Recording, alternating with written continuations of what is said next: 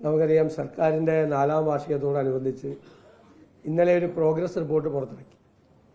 ആ progress report യഥാർത്ഥത്തിൽ ഒരു സ്വയം പുകഴ്ത്തൽ റിപ്പോർട്ടാണെങ്കിൽ അതിലെ വിവിധ ഭാഗങ്ങൾ വായിച്ചു നോക്കുമ്പോൾ സർക്കാർ എന്ത് ചെയ്തില്ല എന്നതാണ് ആ റിപ്പോർട്ടിലൂടെ പുറത്തു വന്നിരിക്കുന്ന യാഥാർത്ഥ്യങ്ങളെല്ലാം. ഈ ഹൈവേ തകർന്നു വീഴുന്നതിന് മുമ്പ് ഈ റിപ്പോർട്ട് തയ്യാറാക്കിയതുകൊണ്ട് റിപ്പോർട്ടിലെ ഏറ്റവും പ്രധാനപ്പെട്ട അവകാശവാദം നാഷണൽ ഹൈവേ പണിതെന്നുള്ളത്. അതിനിടയിൽ മുഖ്യമന്ത്രി തന്നെ പറഞ്ഞു ആ മുതൽ ക്ഷാ വരെയുള്ള മുഴുവൻ കാര്യങ്ങളും കേന്ദ്ര ഗവൺമെന്റാണ്, സ്റ്റേറ്റ് ഗവൺമെന്റ് ഒരു പങ്കില്ല എന്ന് 100 സ്ഥലത്തായി ഇപ്പോൾ വിള്ളൽ വീഴുന്നു. അത് പറഞ്ഞുകൊണ്ടുകൂടി തീർത്തു. യഥാർത്ഥത്തിൽ ഈ ഒലിച്ചു പോകുന്ന മണ്ണിൽ പണുതുയർത്തിയ നിർമ്മിതികൾ തകർന്നു വീഴുന്നത് പോലെ കാലിൻ്റെ അടിയിൽ നിന്നും മണ്ണ് ചോർന്നുകൊണ്ടിരിക്കുമ്പോൾ ഈ സർക്കാർ കെട്ടിപ്പൊക്കിയ വ്യാജ അവകാശവാദങ്ങളെല്ലാം നിലംപതിച്ചുകൊണ്ടിരിക്കുകയും ചെയ്യുകയാണ്. ഹൈവേ വീഴുന്നത് പോലെയാണ് സർക്കാരിൻ്റെ അവകാശവാദങ്ങളും പൊളിഞ്ഞുകൊണ്ടിരിക്കുന്നത്. യഥാർത്ഥത്തിൽ ഈ ഹൈവേയുടെ കാര്യത്തിൽ വളരെ തെറ്റായ ചില കാര്യങ്ങളാണ് ബഹുമാനപ്പെട്ട മുഖ്യമന്ത്രി പറഞ്ഞത്. ഒന്ന്, UDF സർക്കാരിൻ്റെ കാലത്ത് ദേശീയപാതക്കാരെ അടച്ചുപൂട്ടിപ്പോയെന്നാണ്. ഇത് നിങ്ങൾക്ക് എല്ലാവർക്കും അറിയാവുന്നതുപോലെ 30 മീറ്ററിൽ പണിയണമെന്നായിരുന്നു VS അച്യുതാനന്ദൻ്റെ കാലത്തോട്ടുള്ള കാര്യം.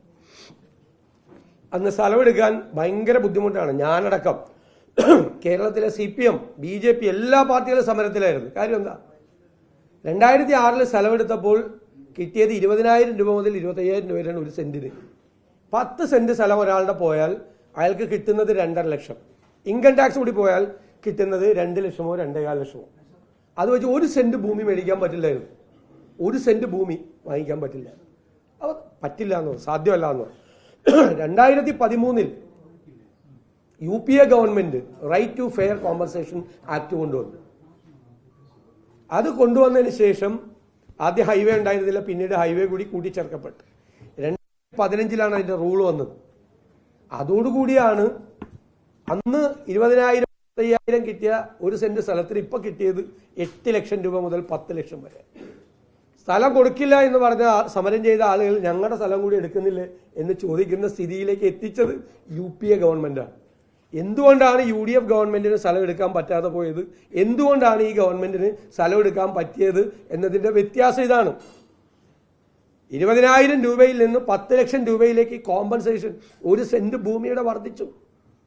അതിന് UPA ഗവൺമെന്റിനോടാണ് കടപ്പെട്ടിരിക്കേണ്ടത്. യഥാർത്ഥത്തിൽ 2014 UDF ഗവൺമെന്റ് സർവകക്ഷി യോഗം ചേർന്ന് 45 മീറ്റർ വീതിയിൽ റോഡ് പണിയണം എന്ന് കേന്ദ്ര ഗവൺമെന്റിന്റെ അനുവദിച്ചുകൊണ്ടുള്ള ഉത്തരവിറക്കിയിട്ടുണ്ട്.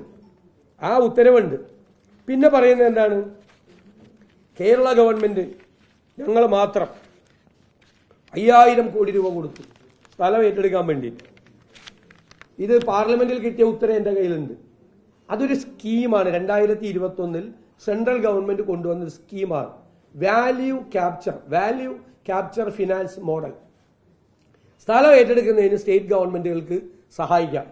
സ്ഥലം ഏറ്റെടുക്കുന്നതിന് അത് പാർലമെന്റിൽ കിട്ടിയ മറുപടിയിൽ several states have contributed towards the cost of land acquisition up to 100%.